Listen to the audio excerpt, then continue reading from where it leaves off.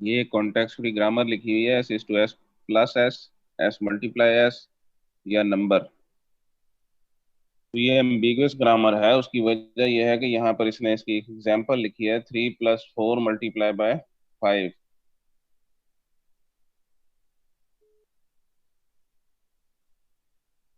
ठीक है, तो ये इससे कैसे जनरेट हुआ होगा 3 + 4 मल्टीप्लाई बाय 5? एस से जनरेट हुआ एस प्लस एस, और इस एस से जनरेट हुआ एस मल्टीप्लाई बाय एस, और फिर सारे एस को नंबर से रिप्लेस कर दिया गया 3 + 4 मल्टीप्लाई बाय 5। अब देखें इसके दो ट्रीज बन सकते। एक तो आप यूं करेंगे, एस को रिप्लेस करें एस प्लस एस, और इस एस को आप रिप्लेस कर दें एस मल्टीप्लाई बाय से। तो इस एस की जगह 3 आ जाएगा, और इस एस की जगह 4 आ जाएगा, और इस एस की जगह 5 आ जाएगा।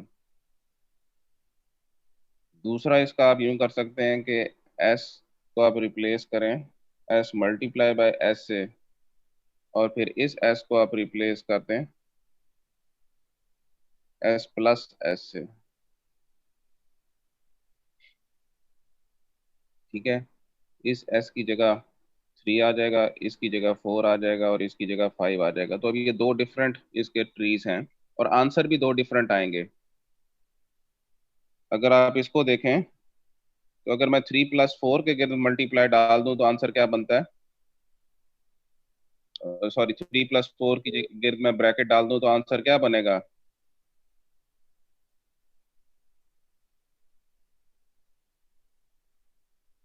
ऐसे ही है। और अगर 4 × 5 के गिर्द ब्रैकेट डाल दूं तब आंसर क्या आएगा?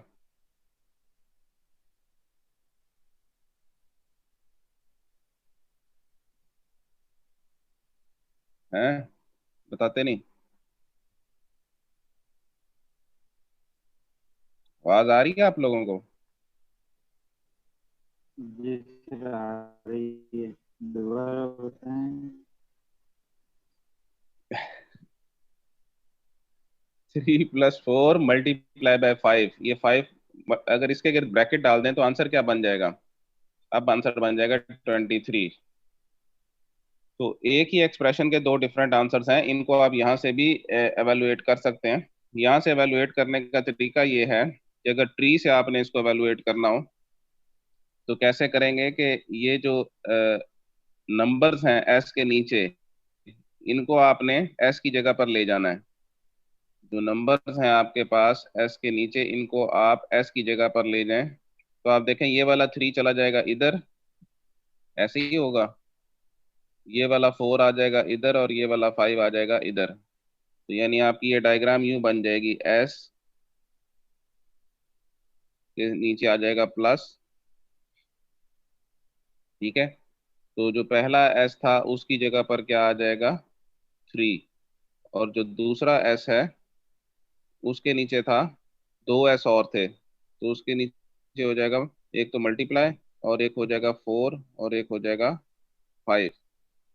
ये मैंने इसी डायग्राम से ये बनाया है। कैसे किया है कि इस 3 को मैं ऊपर ले गया हूँ, इस 4 को इस एस की जगह ले गया हूँ, इस 5 को इसकी जगह ले गया हूँ।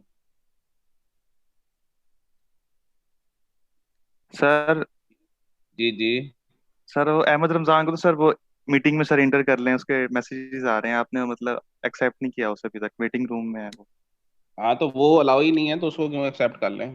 नहीं नहीं सर, वो तो अलाउ है, अहमद रमजान तो है अलाउ। वो कौन है?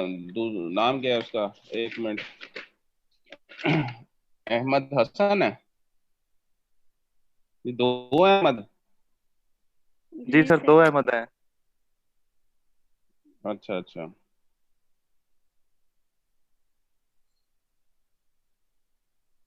इजाज जो है दो है, इनमें से किसको अलाउ नहीं है, ई वाला आई वाला?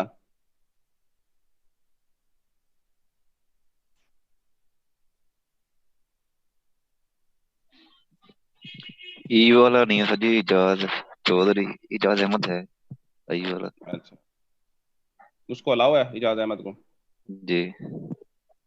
ओके।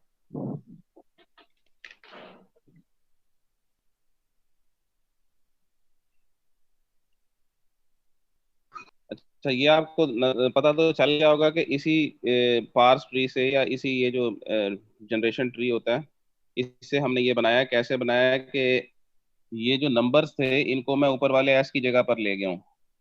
इस एस को रिप्लेस किया था ना 3 से, तो 3 इस एस की जगह लगा दिया। इस एस को 4 से रिप्लेस किया था, ये इसकी जगह चला गया। इस एस को 5 से रिप्लेस किया था, ये इसकी जगह चला गया। तो आपके पास ये चीज बन जाएगी। ठीक हो गया बुरहान? और फिर इसका आंसर क्या बनता है? 20। 5 4 कितना होता है? 20। तो जब ये 20 जो है ये इसकी जगह पर जाएगा तो यहाँ पर क्या आ जाएगा? 20। और फिर 20 + 3 हो जाएगा 23। तो इसकी जगह पर क्या आ जाएगा? 23। तो ये एक को मैंने सॉल्व करके आपको दिखाया है। अगर इसको सॉल्व करें तो ये 3 इसकी जगह पर आ जाएगा, ये 4 जो है ये इसकी जगह पर आ जाएगा, और ये 5 चला जाएगा इधर इसकी जगह पे। तो 3 + 4 कितने होते हैं? 7। तो ये 7 मिलके इस एस की जगह चला जाएगा, और 7 × 5 कितना होता है? 35। ये इसकी जगह आ जाएगा। तो दोनों का जो आंसर है वो जो ऊपर हमने आंसर निकाले थे वही आ रहे हैं। एक का आंसर जो है वो 23 आ रहा है, और दूसरे का आंसर जो है 35 आ रहा है।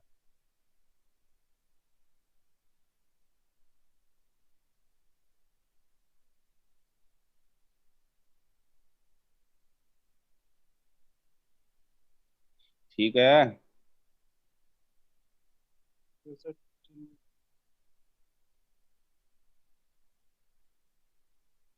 अच्छा, इसको एक और तरीके से भी आप लिख सकते हैं।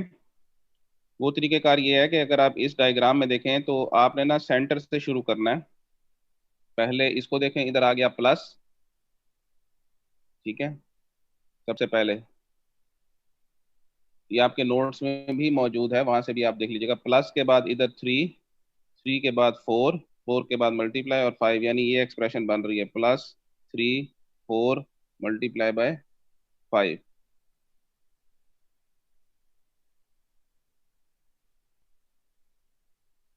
अच्छा, इसको कैसे लिखेंगे? इसको भी यूं ही मल्टीप्लाई से अगर मैं स्टार्ट करूं तो ये हो जाएगा सबसे पहले मल्टीप्लाई सेंटर में, उसके बाद पहले इसके इधर आ जाएंगे, प्लस आ जाएगा, फिर 3 आ जाएगा, फिर प्लस के बाद 4 आ जाएगा, और फिर 5 आ जाएगा। ये समझ आया है कि नहीं आया? मैं फिर से बता रहा हूँ।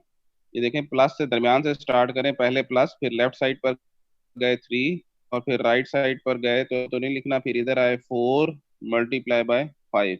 इधर हमने क्या किया? सबसे पहले मल्टीप्लाई, फिर पहले लेफ्ट साइड पर गए 3। ठीक है, पहले मल्टीप्लाई है, सॉरी, फिर लेफ्ट साइड पर गए प्लस है, प्लस के नीचे फिर 3 है, 3 के नीचे फिर 4 है, फिर वापस आएंगे और फिर 5। ये उसी ट्री से। तो इसको भी आपने हल करना आना चाहिए। इसको कहते हैं पॉलिश नोटेशन। आप लोगों ने डाटा स्ट्रक्चर में प्रीफिक्स पढ़ा हुआ है, तो ये प्रीफिक्स नोटेशन है। पॉलिश नोटेशन में प्रीफिक्स याद आया? बीएससी में डाटा स्ट्रक्चर पढ़ी तो प्रीफिक्स पोस्टफिक्स, तो ये प्रीफिक्स नोटेशन है। इसको बोलते हैं ओ ओ ओ के तरीके से आपने इसको हल करना है। Operator, operand, operand, operator, operand, operand. तो कैसे हल करेंगे? अब ये देखें, ये चीज ढूंढें, ऑपरेटर, ऑपरेंड, ऑपरेंड। अब ये ऑपरेटर है, ये ऑपरेंड है, ये ऑपरेंड है। तो इस प्लस को इन दोनों के बीच में डाल देंगे तो ये बन जाएगा 7 × 5।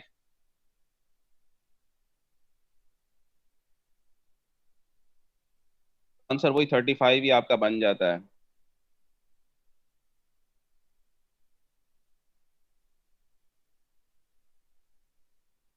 +3 मल्टीप्लाई, लिखा सही था, +3 ये लिखना था, +3 मल्टीप्लाई 4 और 5, ये बनती है। बस ये लिखा ही गलत है, +3 × 4 और 5। थोड़ी सी मिस्टेक हो गई थी। ये देखें, सबसे पहले मैंने आपसे कहा कि सबसे पहले प्लस आ गया, प्लस के बाद लेफ्ट साइड पे गए 3, 3 के बाद आप आए इधर मल्टीप्लाई, मल्टीप्लाई के बाद इसकी लेफ्ट साइड 4 और इसकी लेफ्ट साइड 5। यहाँ भी ऐसे ही किया था, सबसे पहले मल्टीप्लाई, मल्टीप्लाई के बाद लेफ्ट साइड पर प्लस, फिर उसकी लेफ्ट साइड 3, फिर राइट 4, और फिर ऊपर गए और फिर दूसरी साइड पर आए 5। तो अब इसको कैसे मैंने बताया हल करेंगे। तो ये देखें ऑपरेंड, ये ऑपरेटर ऑपरेंड ऑपरेंड जो है वो ढूंढें। तो यहाँ पर तो नहीं बन रहा, एक आपके पास ये बन रहा है ऑपरेटर ऑपरेंड ऑपरेंड। तो मल्टीप्लाई को इसके बीच में डाल देंगे तो ये आपका बन जाएगा 5 4 ज़ा 20। और फिर ये बन रहा है ऑपरेटर ऑपरेंड ऑपरेंड, तो ये बन जाएगा, प्लस को इन दोनों के बीच में डालेंगे 23। इसको देखें, इसमें ये बन रहा है ऑपरेटर ऑपरेंड ऑपरेंड, तो प्लस को इन दोनों के बीच में डालेंगे, ये बन जाएगा 7। फिर ये बन रहा है ऑपरेटर ऑपरेंड ऑपरेंड, मल्टीप्लाई को इन दोनों के बीच में डालेंगे 35। तो ये यूं भी हल किया जा सकता है। तो आपको अगर पेपर में एक एक्सप्रेशन दी जाए और उसका ट्री बनाने को कहा जाए तो आप पहले ऐसे बनाएंगे, उस ट्री से आपको मिल जाएगी प्रीफिक्स एक्सप्रेशन। उसे प्रीफिक्स नहीं बोलेंगे, यहाँ पर पॉलिश नोटेशन ही बोलते हैं। और उसको एवेलुएट करने को कहा जाए तो ऐसे करना है। ये समझ आ गई है तो बताएं, नहीं तो मैं दोबारा समझा देता हूँ।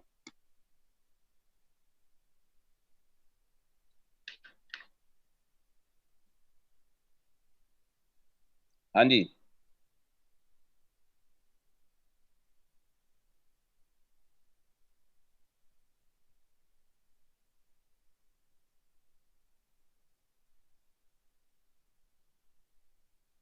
इसको कैसे हल करेंगे।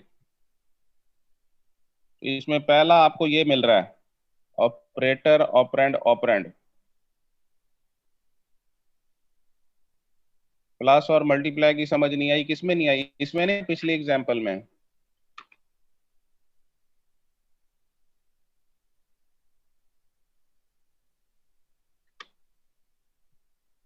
प्रीवियस, इसमें आप ये देखें, मैं दोबारा से बता रहा हूँ कि ये ट्रीज आपको बनाने आ गए थे ना। ट्रीज तो आसान थे कि एस को मैंने रिप्लेस किया, एस प्लस एस थे, और राइट वाले एस को रिप्लेस कर दिया मल्टीप्लाई से, तो हमारे पास ये एक्सप्रेशन बन गई थी। इससे मैंने प्रीफिक्स कैसे बनाई थी कि मैंने सबसे पहले देखें, एस नहीं आपने लिखने हैं, आपने सिर्फ टर्मिनेटर्स लिखने हैं। अच्छा, मल्टीप्लाई प्लस 3 4 5 ये नहीं समझ आया, ये वाला मैं समझा देता हूँ। इसमें आप ये देखें कि हमने ढूंढना है ओ ओ ओ, ट्रिपल ओ का कॉम्बिनेशन ढूंढना है। तो ट्रिपल ओ का मतलब होता है ऑपरेटर ऑपरेंड ऑपरेंड। तो इसमें पहला अगर आप कॉम्बिनेशन ढूंढे ऑपरेटर ऑपरेंड ऑपरेंड, तो वो है +3 4। तो +3 4 का मतलब ये है 3 + 4, तो उसका आंसर आ जाएगा 7।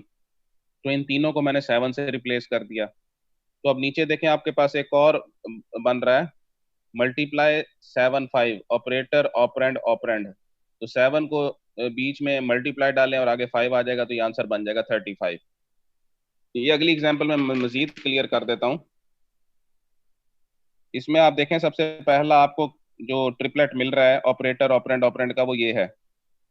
तो ये हो जाएगा मल्टीप्लाई प्लस मल्टीप्लाई, ये क्या बन जाएगा 3, और आगे आ जाएगा +3 4 5 6। दूसरा आपको मिल रहा है ये,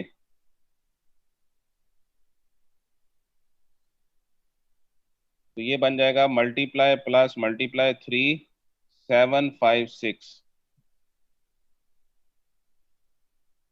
3 7 5 6।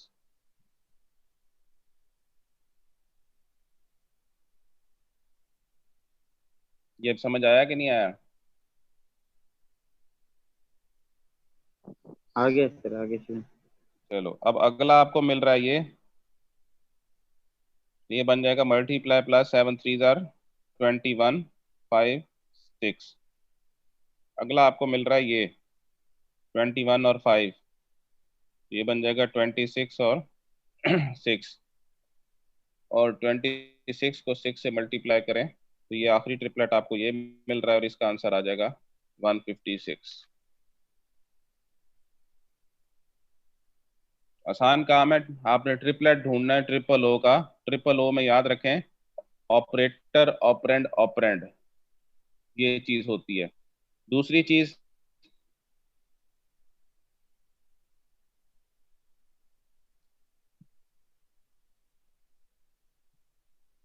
अगर आपको कहा जाए कि इसको आपने वो नहीं करना, एवेल्युएट नहीं करना, बल्कि इसको इनफिक्स में कन्वर्ट करें, इसको ओरिजिनल एक्सप्रेशन में कन्वर्ट करें, तो ये बातें आपने पहले पढ़ी हुई हैं कि यहाँ पर जैसे आप कर रहे थे एवेल्युएट करते हुए, आप उस ऑपरेटर को अप्लाई कर रहे थे, यहाँ पर आप अप्लाई नहीं करेंगे बल्कि लिखते जाएंगे उस कंडीशन में। जैसे पहला ट्रिपलेट आपको ये मिल रहा है तो आप इसकी जगह क्या लिखेंगे, 1+2।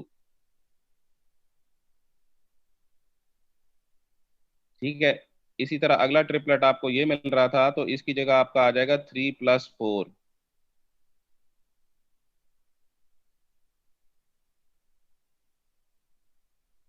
फिर साथ में और ब्रैकेट्स भी लगाते जाएंगे ताकि पता लगे वो अलग अलग एक्सप्रेशन है। हाँ, ब्रैकेट नहीं लगाएंगे ना तो ये 23 लगेगा, क्योंकि ये ऑपरेशन अलग है, ये ऑपरेशन अलग है, इसलिए ब्रैकेट्स हम लगा रहे हैं। ठीक। अच्छा, अगला जो ट्रिपलेट अब आपको मिल रहा है वो ये है, यानी मल्टीप्लाई ये सारा इकट्ठा, इसको आप यूं कर लेंगे, जब दोनों ब्रैकेट्स आ जाएंगी तो इसको आप यूं समझ लें, यूं है ये, और 5, तो ये बन जाएगा, यानी 1+2 तो था ही, और 3+4 भी था, इसके बीच में मल्टीप्लाई 5 आ जाएगा, ये चीज बन जाएगी। एक मल्टीप्लाई ऑपरेटर हो गया, यहाँ से यहाँ तक पहला ऑपरेंड हो गया, और 5 जो है वो दूसरा ऑपरेंड है, तो इसके और 5 के बीच में मैंने क्या डाल दिया, मल्टीप्लाई।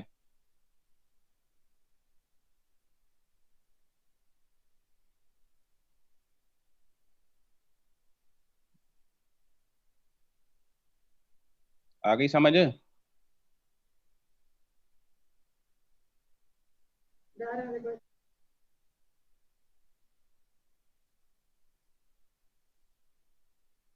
सर 5 को क्यों साथ मिलाए, दोनों ब्रैकेट्स के बीच में नहीं मल्टीप्लाई आएगा?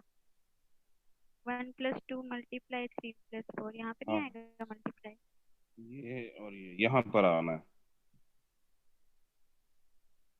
ठीक कह रही हैं। अच्छा, उसके बाद ये जो प्लस है, ये आपका इधर आ जाएगा, ये वाला प्लस, और फिर ये वाला मल्टीप्लाई का इधर आ जाएगा। ये अगर आप एक एक स्टेप करके करें तो आपको ज्यादा समझ आ जाती है। सबसे पहले आपने किया 1+2, फिर आपने किया 1+2, और इधर से आ जाएगा 3+4, फिर आपने किया, अब इस मल्टीप्लाई को डालना है, 1+2 मल्टीप्लाई बाय 3+4, अब इस प्लस को डालना है, 1+2 मल्टीप्लाई बाय 3+4। अब यहाँ पर चूंकि ये सारा इकट्ठा एक ही ऑपरेंड आप यूज कर रहे हैं, लिहाजा इसको ब्रैकेट में करें, और +5, और उसके बाद फिर 1+2 3+4। अच्छा, अब चूंकि आप ये सारा एक ही ऑपरेंड ले रहे हैं, तो लिहाजा इसको भी अब आप ब्रैकेट में करें, मल्टीप्लाई बाय 6। ब्रैकेट्स का सिर्फ जो है वो रोल ये है कि आप ऑपरेंड को अलग दिखा सकें, क्योंकि यहाँ पर ये दोनों ऑपरेंड अलग अलग हैं, लेकिन यहाँ पर अब ये सारा ऑपरेंड इकट्ठा बन गया है, एक ऑपरेंड ये है और एक 5 है, फिर यहाँ पर ये सारा इकट्ठा बन गया है और एक ऑपरेंड ये है। ये तरीकेकार उससे थोड़ा सा डिफरेंट इसलिए है क्योंकि ब्रैकेट्स का यूज जो है वो सिर्फ हम अपनी सहूलत के लिए कर रहे हैं, वरना ब्रैकेट्स जो हैं वो जरूरी नहीं है। आपको याद होगा कि जब हमने वो प्रीफिक्स पोस्टफिक्स नोटेशन पढ़ा था, तो उसमें प्रीफिक्स पोस्टफिक्स में ब्रैकेट्स नहीं होती, इनफिक्स में होती थी। तो लेकिन जब हम प्री से वापस इनफिक्स में आते थे तो ब्रैकेट लगाना जरूरी नहीं था।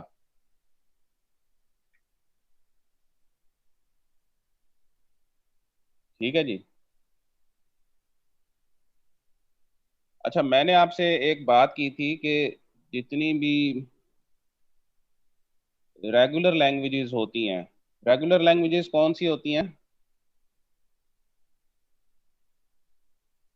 रेगुलर लैंग्वेज की डेफिनेशन क्या है? कैसे पता चलेगा लैंग्वेज रेगुलर है या नहीं है?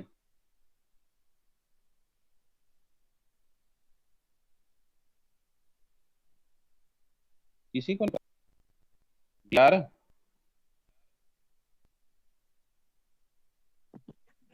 जी सर। अच्छा, जी आर का तो सी आर बोला। रेगुलर लैंग्वेज क्या होती है?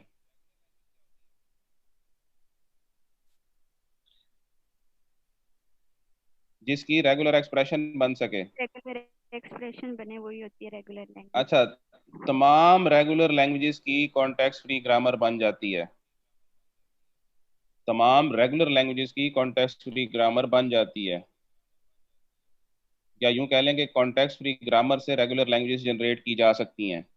लेकिन जो नॉन रेगुलर लैंग्वेजेस हैं, जिनकी रेगुलर एक्सप्रेशन या एफ जिनका नहीं बनता, उनकी कुछ की कॉन्टेक्स्ट फ्री ग्रामर से जनरेशन हो जाती है, कुछ की नहीं होती।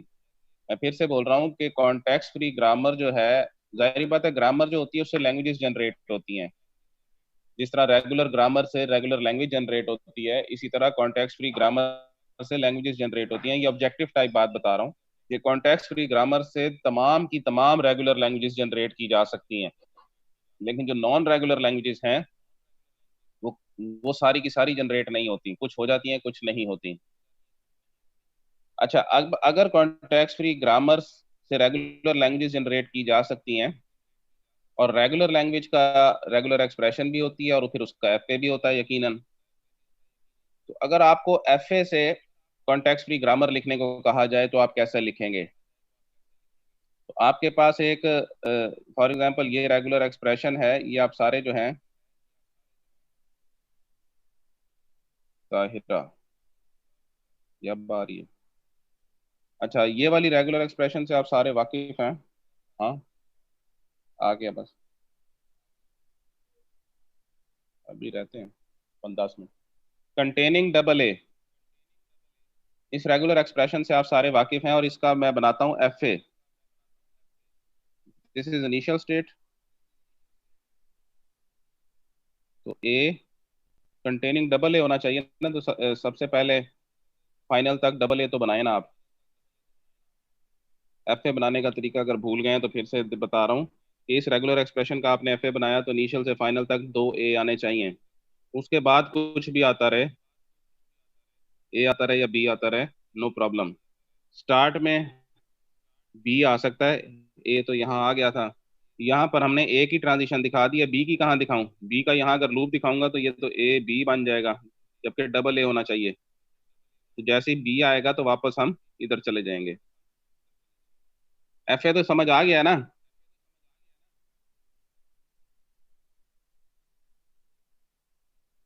किसी को कोई एफ ए में मसला है तो पूछ ले। नहीं ठीक है सर। अच्छा, अब मैं आपको बता रहा हूँ कि एफ ए से कॉन्टेक्स्ट फ्री ग्रामर कैसे बनानी है। रेगुलर एक्सप्रेशन से लास्ट लेक्चर में हमने पढ़ लिया था कि रेगुलर एक्सप्रेशन से कॉन्टेक्स्ट फ्री ग्रामर कैसे बनाई जाती है। एफ ए से कॉन्टेक्स्ट फ्री ग्रामर कैसे बनानी है वो बता रहा हूँ। आपने क्या करना है, जो इनिशियल स्टेट है, चूंकि सी एफ जी में हम इनिशियल काम एस से स्टार्ट करते हैं, तो इसको आपने एस का नाम दे देना है। आगे जो मर्जी नाम दें, इसको ए दे दें फॉर एग्जांपल, इसको आप बी दे दें। तो अब आप देखें एस से एरो कहाँ जा रहा है? छोटे ए को रीड करते हुए बड़े ए पे। तो आपका एक रूल बन जाएगा, S is to small A capital A. S से आप छोटा ए रीड करके कैपिटल ए पे जा रहे हैं। दूसरा क्या है, एस पे आप स्मॉल बी को रीड करके वापस एस पर आ रहे हैं। ये आपके एस के रूल्स बन गए। अब आ जाएं ए पे। ए पर आप ए को रीड करके बी पर जा रहे हैं। दूसरा, आप ए पर बी को रीड करके एस पर जा रहे हैं।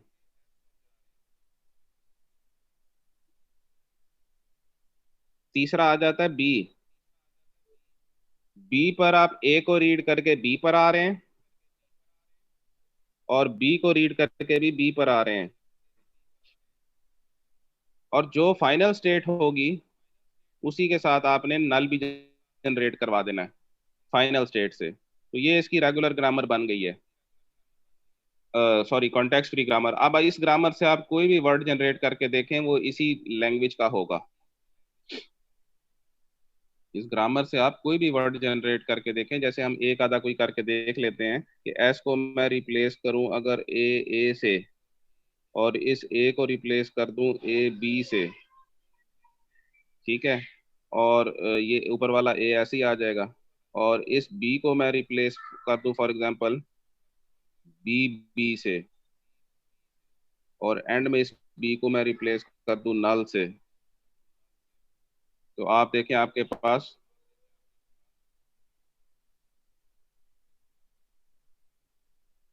बुरहान ने सवाल किया है कि नल जो है वो एस से जनरेट नहीं कर सकते, यानी ये वाला रूल, अगर ये वाला रूल आपने लगा दिया तो इस लैंग्वेज से डायरेक्ट जो है वो नल जनरेट हो जाएगा, और नल में डबल ए नहीं होता, क्योंकि लैंग्वेज में डबल ए जो है वो लाजमी है, लैंग्वेज में डबल ए लाजमी है। तो अगर आपने एस से डायरेक्ट नल जनरेट करवा दिया तो उसमें यह है कि इसमें ये नल जनरेट हो जाएगा और नल में डबल ए नहीं है, तो लिहाजा एस में आपने नहीं लिखना, जो फाइनल स्टेट है उसके साथ आपने ये लिखना है। इस तरह से समझ लेना कि फाइनल स्टेट जिस तरह यहाँ पर है कि फाइनल स्टेट तक जाओ, ये डबल ए का पुल क्रॉस करना है, फाइनल स्टेट तक पहुंचने के लिए डबल ए को क्रॉस करना है, मतलब डबल ए लाजमी हो गया है।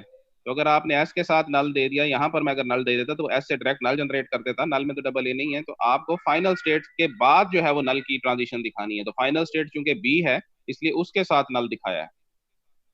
तो ये बड़ा सिंपल सा तरीका है कि एफ ए से जो है, आई थिंक इसमें कोई मसला नहीं होना चाहिए। फिर से मैं बता रहा हूँ कि जिस स्टेट की आपने वो रूल लिखने लगे हैं वो लिखें, एरो लगाएं और वो लेटर लिखें ट्रांजिशन वाला, और जिस स्टेट पर जा रहे हैं वो लिख दें, तो ये बड़ी आसानी से आपका ये सारे रूल्स बनते चले जाएंगे। हाँ जी, इसमें कोई क्वेश्चन पूछना हो?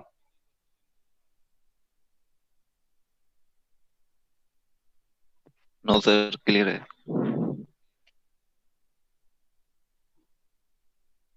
ये बाकी क्लास को आवाज नहीं जाती है, ये कुछ भी नहीं पूछते, पता नहीं।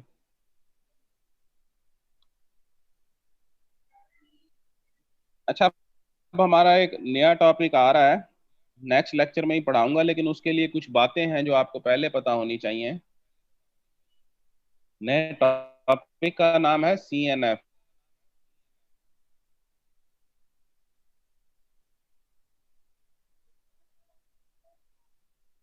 Chomsky normal form. ये बहुत ही ज्यादा पेपर के हवाले से इंपॉर्टेंट क्वेश्चन है, यानी इसका एक सवाल तो लाजमी होता है। आपको एक ग्रामर दी जाएगी और कहा जाएगा, जिस तरह डेटाबेस में होता है ना कि डेटाबेस को दे दी जाती है टेबल और कहा जाता है इसको फलानी नॉर्मल फॉर्म में कन्वर्ट करो, तो यहाँ भी ऐसे ही है कि एक आपको कॉन्टेक्स्ट फ्री ग्रामर दी जाएगी और कहा जाएगा इसको CNF में कन्वर्ट करें। तो CNF में कन्वर्ट करने के लिए कुछ बातें हैं जो पहले आपको पढ़ाई जाएंगी। ये वाला टॉपिक हम वैसे नेक्स्ट लेक्चर में पढ़ेंगे, लेकिन मैं सिर्फ आपको बता रहा हूँ। एक जो बातें आपको पता होनी चाहिए, वो पहली चीज तो है कि सेमी वर्ड किसे कहते हैं, इसी तरह वर्ड किसे कहते हैं।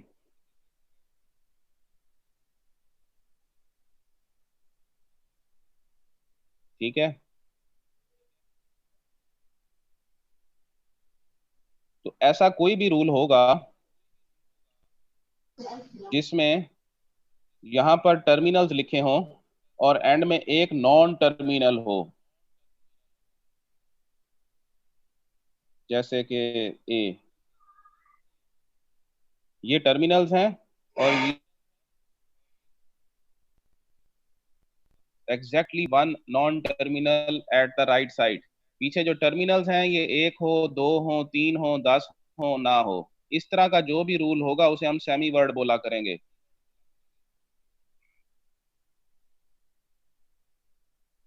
क्लियर है आप लोगों को?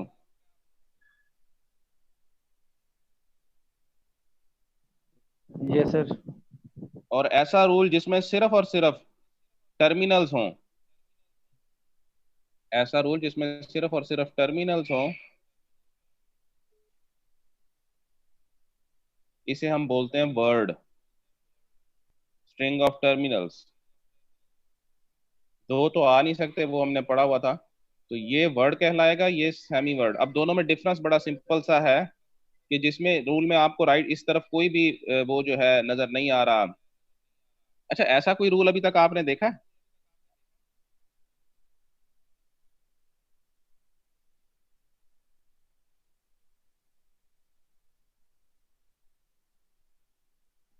ऐसा रूल अभी तक आपने देखा है जब से मैं कॉन्टेक्स्ट फ्री ग्रामर पढ़ा रहा हूँ?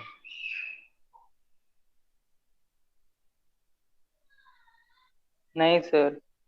हाँ, तो टर्मिनल्स जो हैं वो हमेशा लेफ्ट साइड पर होते हैं और नॉन टर्मिनल जो है वो राइट साइड पर होते हैं। तो जिसमें नॉन टर्मिनल आपको राइट पर नजर आएगा वो हो जाएगा सेमी वर्ड, और जिसमें नहीं है, सिर्फ और सिर्फ टर्मिनल है, वो वर्ड कहलाएगा। अब मैं अगली बात करने लगा हूं, तो इसलिए सेमी वर्ड और वर्ड की आपको समझ आना बहुत जरूरी है। अगर आपकी एक CFG है जिसमें सारे के सारे रूल्स जो हैं वो इस तरह से हों कि non terminal is to semi word या non terminal is to word, non इस तरफ तो आते ही सिर्फ नॉन टर्मिनल है ना, इस तरफ तो टर्मिनल आ ही नहीं सकता। तो non terminal is to semi word, non terminal is to word, यानी आपके सादा, मैं सादा लफ्जों में समझा देता हूँ कि सारे रूल जो हैं या तो वो सेमी वर्ड के मुताबिक हों या वर्ड के मुताबिक हों, तो आपकी कॉन्टेक्स्ट फ्री ग्रामर जो है वो रेगुलर ग्रामर होगी।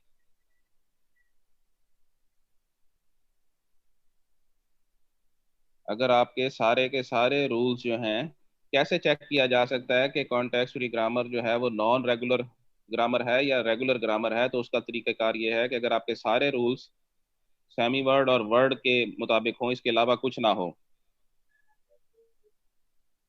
तो फिर जो है आपकी ग्रामर जो है वो रेगुलर होगी।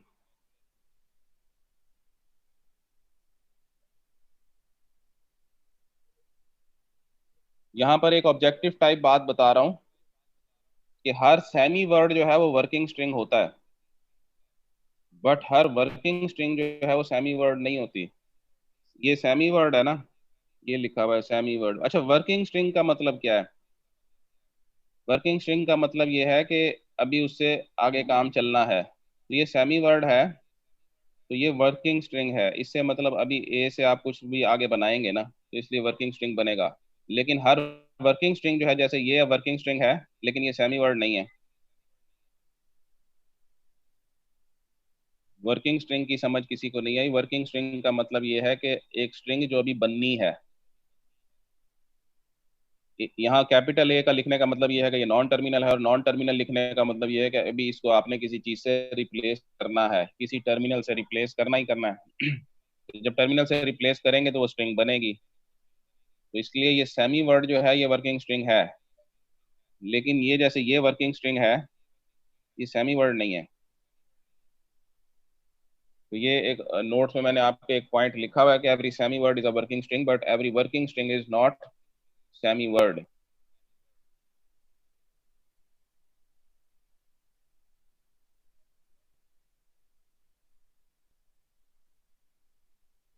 आपको वर्ड की समझ आ गई, सेमी वर्ड की समझ आ गई, और हमने कहा कि एक ऐसी कॉन्टेक्स्ट की ग्रामर जिसके सारे रूल ऐसे हों। आप में से कोई ये सवाल मेरे से कर सकता है कि सर सारे रूल ऐसे ही होते हैं, इसके अलावा तो कोई रूल नहीं है? या तो नॉन टर्मिनलिस्ट टू सेमी वर्ड होता है या नॉन टर्मिनलिस्ट टू वर्ड होता है। तो उसका जवाब ये है कि अगर मैं एक रूल ऐसे लिख दूं, ए जैसे BSB है। अभी मैंने आप लोगों से एक सवाल किया था यहाँ पर, ये आपने कहा ऐसा रूल हमने नहीं देखा अब तक। मैं आपको दिखा देता हूँ, पिछले में रजिस्टर मेरे पास अभी है नहीं। जैसे ये आपने ऐसा रूल देखा था पीछे कि नहीं देखा था?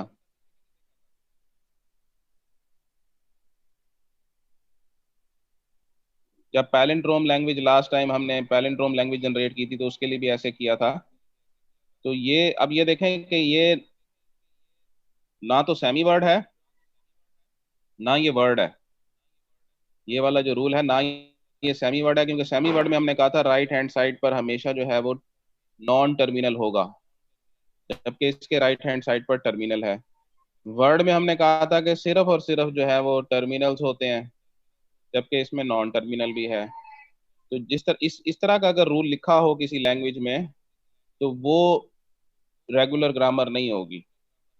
रेगुलर ग्रामर के लिए जरूरी है कि उसके सारे रूल सेमी वर्ड और वर्ड के मुताबिक हों।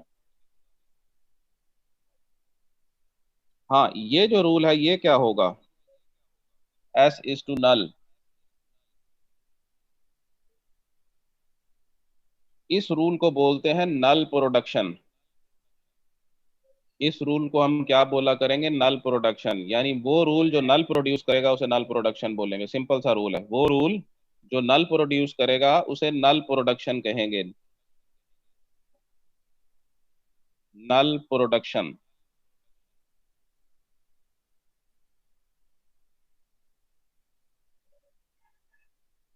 और आखिरी बात जो आज के लेक्चर की है वो नल एबल प्रोडक्शन किसे कहेंगे, नल एबल। नल प्रोडक्शन जो है वो डायरेक्टली नल प्रोड्यूस करती है, नल एबल जो है वो इनडायरेक्टली नल प्रोड्यूस करती है। अगर आपके पास लिखा हो S is to A is to B and B is to null, अब इसमें ये जो B इज टू नल है ये डायरेक्टली जो है ये नल प्रोड्यूस कर रहा है, ये नल प्रोडक्शन है। लेकिन क्या आप S के थ्रू नल तक पहुंच सकते हैं? तो दे दिया करो जवाब। S के थ्रू नल तक पहुंचा जा सकता है?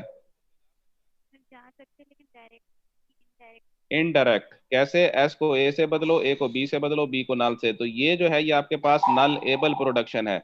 इसी तरह A के थ्रू नल तक पहुंचा जा सकता है, बिल्कुल पहुंचा जा सकता है। A को B से रिप्लेस करो, B को नल से, तो ये दोनों जो है ये नल एबल प्रोडक्शंस हैं, ये नल प्रोडक्शन है। आई थिंक इतनी मुश्किल बात नहीं है। मैंने पहले कहा कि जो डायरेक्टली नल जनरेट करे वो नल प्रोडक्शन है, जो इनडायरेक्टली नल प्रोड्यूस कर सके वो नल एबल प्रोडक्शन है। अब ये जितनी बातें मैंने कर दी हैं ये नेक्स्ट लेक्चर में जब हम चॉम्स्की नॉर्मल फॉर्म पढ़ेंगे वहां पर यूज होंगी। एक और चीज रह गई है, वो मैं नेक्स्ट उसको स्टार्ट करने से पहले आपको पढ़ा दूंगा, लेकिन आज के लिए इतना काफी है। इसमें से भी कुछ बातें मुझे नेक्स्ट लेक्चर में रिपीट करनी पड़ेंगी। तो ये नल प्रोडक्शन और नल लेबल प्रोडक्शन जो है पेज नंबर 99 के ऊपर है, इसको आप लोगों ने देख लेना है। कोई क्वेश्चन करना हो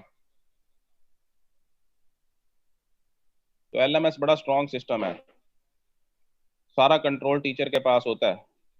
तो वो आपका एग्जाम कब स्टार्ट करेगा कब खत्म करेगा, आपको एग्जाम देने दे ना देने दे, घंटे का एग्जाम है आपको वो इन ही 35 मिनट लेट करवाए, तो सारा कुछ हो सकता है। इसीलिए जो नॉन सीरियस स्टूडेंट्स हैं उन्हें हम बार बार बता रहे हैं कि वो सिर्फ ये ना सोचें कि लेक्चर नहीं ले रहे।